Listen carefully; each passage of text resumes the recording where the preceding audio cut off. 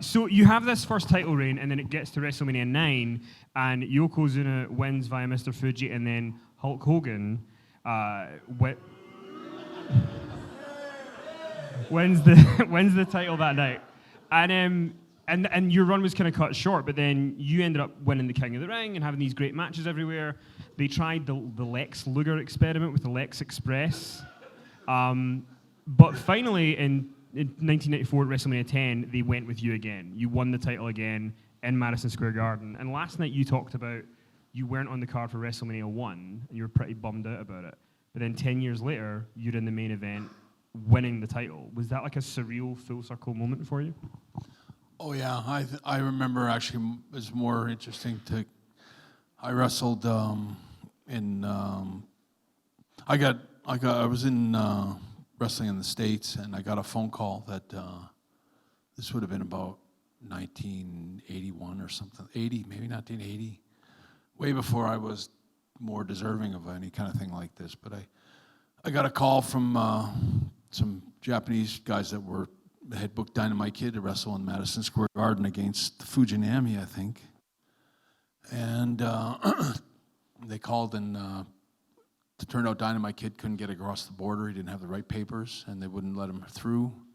And he got turned away, and they called me up as an emergency. Is there any way you can fly into Madison Square Garden into New York and wrestle Fujinami like tomorrow night kind of thing? And I was actually on my way home, and I was staying at a friend's house in Chicago, and I was like, sure, I can fly to New York. It was like the biggest dream of my whole life to wrestle in Madison Square Garden, just to say I wrestled there one time.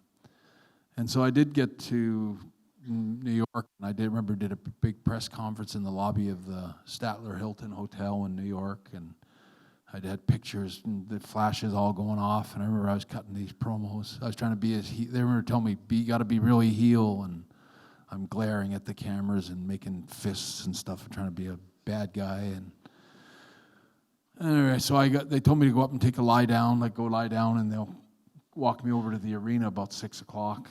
And so I took a little nap, which I never slept at all. I remember lying in bed, wide awake. It was a really big moment for me to wrestle in Madison Square Garden.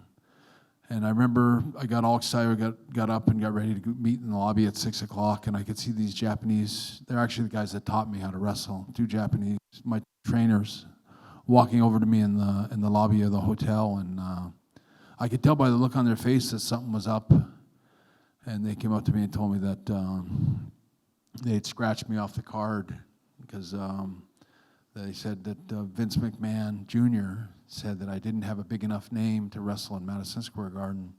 So they took me off the card. I remember they gave me $500 and pat on the back, and I was so pissed off about it. I was just heartbroken. I was really disappointed. And I went up, and they said, you can go up and hang around the dress room and talk to all the guys and stuff. You're welcome to go up. And I said, nah, I went to my room and ate takeout Chinese food. But so I was I remember thinking, I was so disappointed that I got taken off the card, and I thought, someday, mark my words, I promise I'll be back here. And I'll be in Madison Square Garden. And so that when I came back 14 years later, when I wrestled Owen and Yoko at WrestleMania 10, it was a surreal moment to think. I remember when they told me I didn't have a big enough name, and it's like, now I got a big enough name. And so it was it was a sweet, I had the good fate of having a good turnaround to that storyline. Why do you, because in wrestling there's a lot of kind of brothers who've tried to face off, and most of the time it doesn't work. Jeff Hardy and Matt Hardy, it doesn't tend to work that often, but with you and Owen, it really worked because he beat you in the opening match, then you won the title, and then you guys were off to the races for the rest of the year. Why do you think you and Owen worked really well in a rivalry when you guys were so close and not a lot of others did? Well, I think we were both just really good wrestlers. I mean, there's been a lot of... That's not a slight to any of the other brother wrestling teams and stuff. It just... Owen and me were both... I was somebody that... I was a fresh thinker in wrestling. I was very... I was thinking up stuff that nobody had I was trying to make new roads in wrestling and do different stuff. And Owen and me, the best thing about Owen and I was that we were two totally different styles. Owen came after me, and like I said about errors, Owen was like, he didn't want to be like me, and he had a completely different style. He did a lot of high flying, a lot of stuff off the top that I could never do. I was never in that kind of league. I can remember watching Owen when he first started, and I was like, oh, he's really good. Like, I was really impressed with Owen, and I right away started trying to get him booked to New York and get him into WWE. And the truth is, we did have, we had a show where somebody got hurt, and they called me up. We were in Denver, and they said, "Is there anybody that your dad can fly down? We're short one guy, and we need a body kind of thing. We need somebody to come down and work." And it was a tag match. I think it was me and Jim against SD Jones. And so I remember I called up and I said, "Book my brother Owen," and I ended up talking him into booking Owen down. And Owen flew down, tagged up with SD Jones, and we had never worked with each other, but we had such a great match, and he did a lot of the stuff that he was famous for, where he'd run up the ropes and do backflips and stuff like that. But we had such a really good first time match that one night, and they right away they said we were interested in Owen, and then they called me up a year later to have Owen come in as the Blue Blazer. And Vince had talked to me about bringing Owen in, and he wanted to bring him in under a mask. And I said, that'd be great. I said, you should make the masks, and they could sell the masks. All the stuff they did with Rey Mysterio. I remember going, you could do the same thing with Blue Blazer. This is all before Rey. And they had all these big plans for Owen, and they were going to design an outfit for him, and they were going to come up with a name for him. All that somehow changed. It never happened. And Owen... he kind of died on the vine once they brought him down there. They didn't really do much with him except for pin him to the mat every night. And he gave up. I think he was the Blue Blazer for, I don't know, a year maybe. And he finally packed it in and went back home. And then when he came back the second time was when he got his bigger break. And even then he didn't really get a break until I remember it was when I wrestled Jerry Lawler at the SummerSlam. I was actually under negotiation with WWE at that time to renegotiate my contract. And I remember I made it a point to make the first most important point that I made with Vince in sort of making my new contract demands. I didn't ask anything about what was in my contract. I said, you got to do something for Owen. I said, he's going to quit and become a fireman. And because Owen had told me the night before that he was going to quit and pack it in, that he didn't see much future in being beat every night and just being a wrestler on the road and whatnot. And he missed his family, and he wanted to go home, and he was going to become a fireman. And I remember thinking, Owen's too good a wrestler to pack it in and go home. They got all this. The wrestlers, most of these wrestlers in the dressing room, in my opinion, couldn't lace Owen's boots up. And here's this guy that we're so short of talented young wrestlers, and he's going to quit and go home to be a fireman. I said, that's wrong. I said, you got to do something with my brother Owen before he quits. He's too good a talent, especially right now when you're looking for guys. And I remember they said, well, we'll think about it. And then same time they go, we got this idea where you're going to wrestle. We want you to wrestle one of your brothers. We want you to wrestle your brother Bruce. And the truth about my brother Bruce was that he was much even smaller than Owen. He was like, my brother Bruce about 5'8". And he was a good enough wrestler and all that, but he had just had knee surgery. He was quite a bit older than Owen, and he wasn't wrestling full-time anymore. And I was like, I love Bruce. I love my brother Bruce, but Owen really deserves it, not my brother Bruce. And I could have much better matches with my brother Owen than my brother Bruce. So they kept pushing Bruce, and I kept saying, why don't we do this with Owen? And I can remember Vince McMahon put his finger up like this, like to think about it, and was like hold on. And he did some quick math there and says, all right, we'll do it with Owen. And I said, well, hold on, I'm going to think about it. I'm not sure I even want to do this. I said, if we're going to do it, it's going to have to be my brother Owen. And I said, first of all, I need to think about it. I don't know if I really like the idea of wrestling my own brother and having people think that we hate each other when we don't. And I said, I'll talk to Owen, and I'll think about it overnight, and I'll talk to you again tomorrow.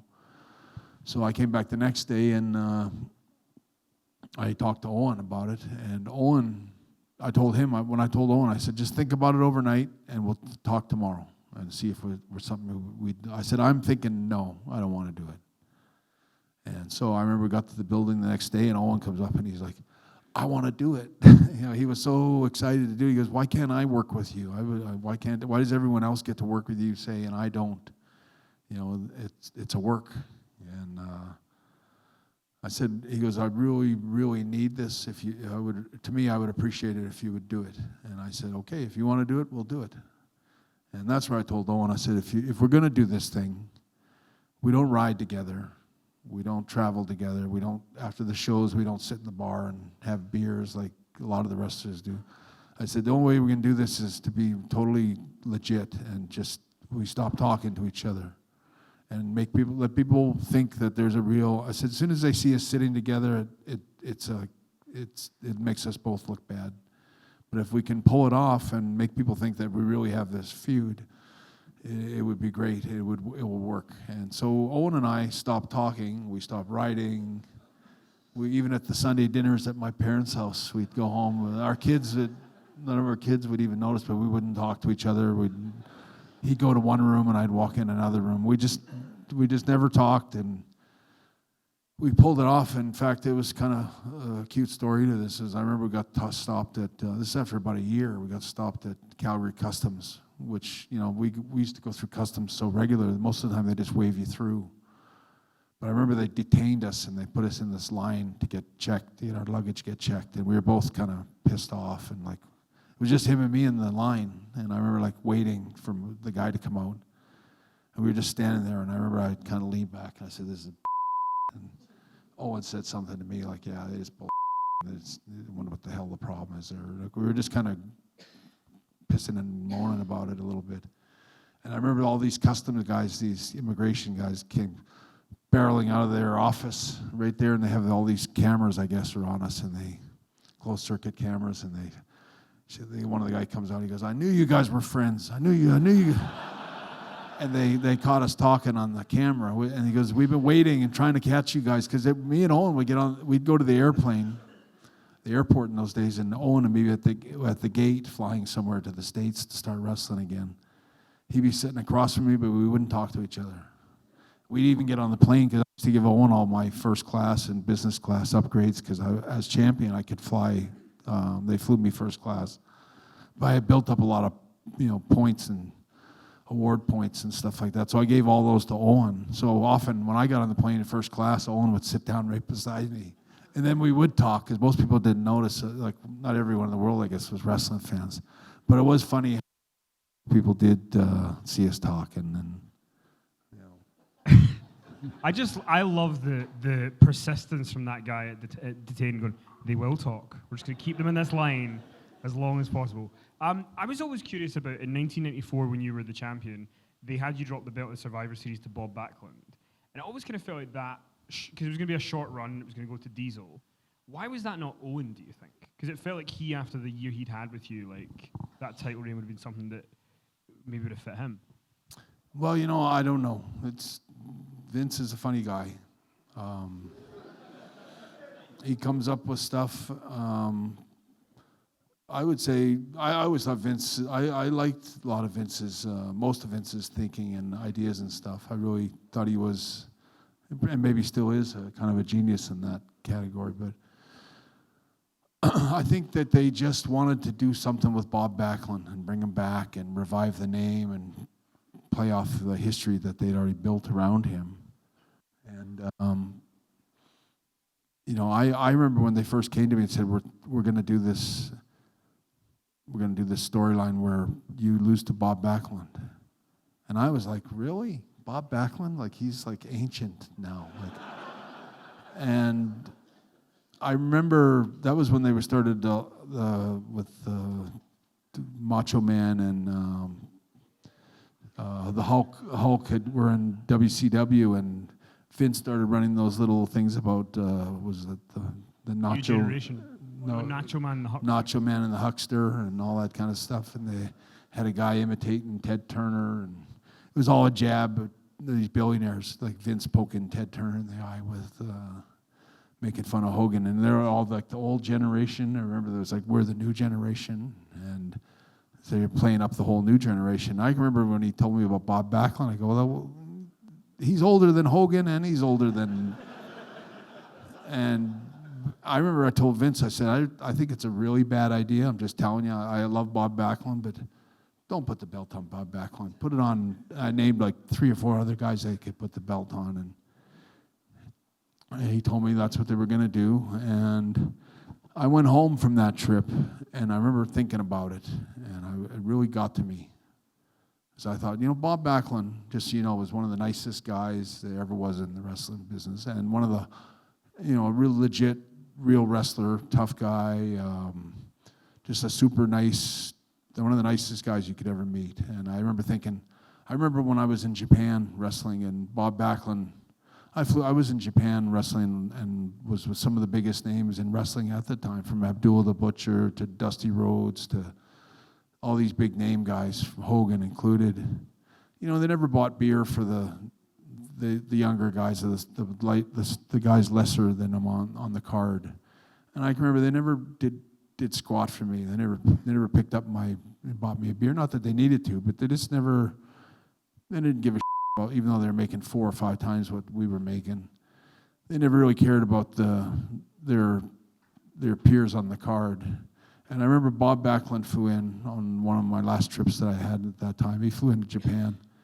He worked one match with Inoki, and he bought about 25 cases of beer for all the wrestlers on a big long bus trip back to Tokyo from somewhere. And I just thought, he hardly even knows us, and he bought all of us beer, and he was such a nice guy. I remember he's such a classy champion, and I had so much respect for him. In fact, I always tried to emulate Bob Backlund and be like him. And so I remember I thought about it for a couple of days, and I realized how selfish that was to think that I always thought, if I was Bob Backlund and some young guy, like someone like Seth Rollins or somebody said, hey, I refuse to even wrestle Bret Hart, he's too old. I mean, I understand that because I was going through the same thing with Bob Backlund, but at the same time, I was like, just out of respect and for what he contributed to the business and everything. I remember I called Vince when I got home, and I said, I just want to apologize and tell you that I totally get it. I have no problem with what you want to do with Bob Backlund. In fact, I want to work really hard to make it work, and I'm totally behind it. And I have no problems at all with it, and I've thought it all over, and I got a different take on it now. And so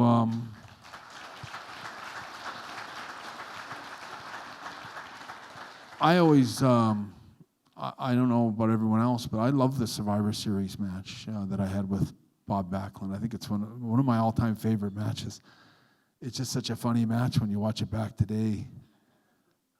It was a very complicated match. I remember, and that was one of those matches where I don't know if Vince was taking LSD or what, but I remember he definitely been stayed up all night and with milk and cookies or something, and I got to Survivor Series, and he laid out this really elaborate kind of match with all the whole thing, and I remember going, this is a pretty good match. Like, Vince laid out the entire match almost like step for step, and I remember then we sort of smoothed it all out and made it all fit right, and then we put together, like, if you look at all the players, like Davey, Owen, my mom, my dad, Bob Backlund, I don't know if Bob had a manager or not, I can't remember anymore, but it was a lot of complicated chess pieces where everyone had to be at the right time, and then when this happens, Davey's got to jump up, and Owen's got to be standing over here when that happens, and when that happens, this happens, and it was a very complicated match.